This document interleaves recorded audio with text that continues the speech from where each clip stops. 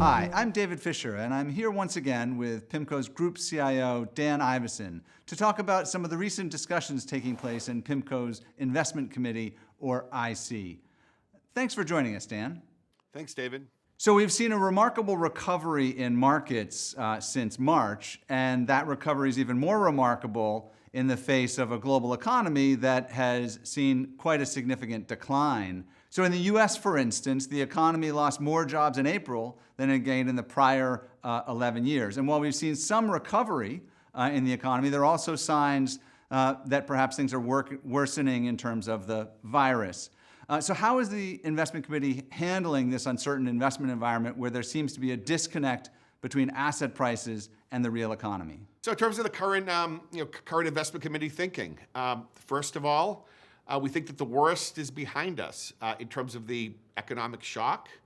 We think in the base case, at least, the virus impact on economies is waning, but it's waning in a highly uneven manner. So we're in for a very bumpy ride.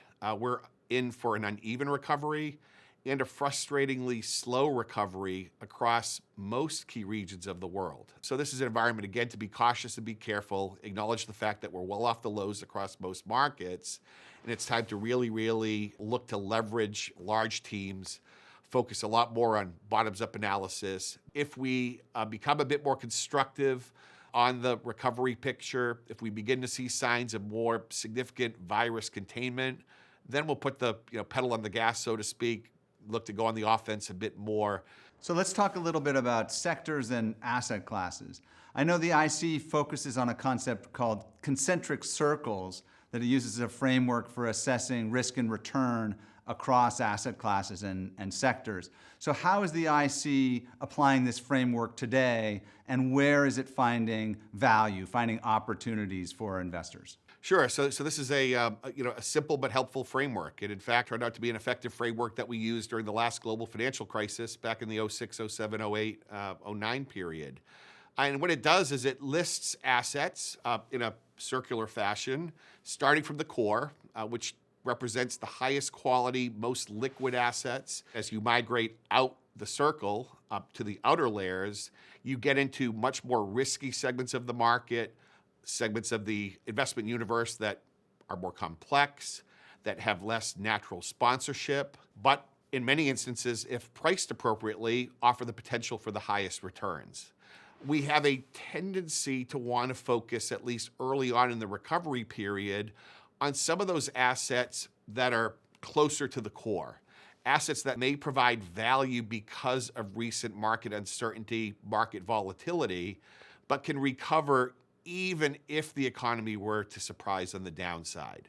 So in thinking about then those concentric circles, are there any sectors or asset classes that particularly stand out to you as offering attractive value right now? We continue to like these core inner perimeter assets.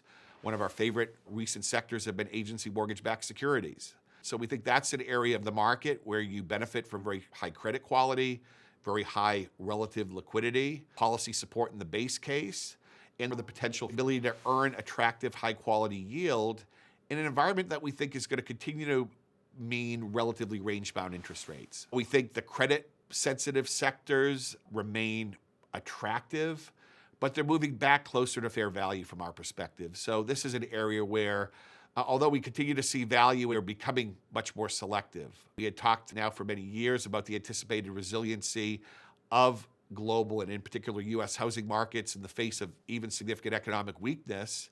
We're certainly not out of the woods yet, but we do see a sector that we expect to remain fairly resilient. So housing-related credit type exposure continues to be a key theme for us across the platform as well.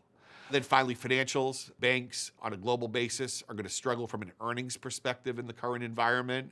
But again, as bond investors, we're most focused on earning our coupon and getting our money back. And we think from a capital perspective, most major global banks are in a position where their capital position, their cautious management approach are leading to some attractive and fairly defensive opportunities for fixed income investors as well. So, the bottom line is that although we're cautiously optimistic over the intermediate term, we as investors need to accept the fact that there are going to be setbacks. So we're trying to be very, very careful not to be overconfident, to be careful, particularly in assets that are much more sensitive to this economic recovery, and instead looking for areas across the fixed income universe, utilizing a global opportunity set that provide attractive base case returns, have strong inherent fundamentals, and in some cases, the added benefit of what we anticipate to be ongoing policy support. And probably the most important comment I can make is that we've talked about how challenging of an environment this is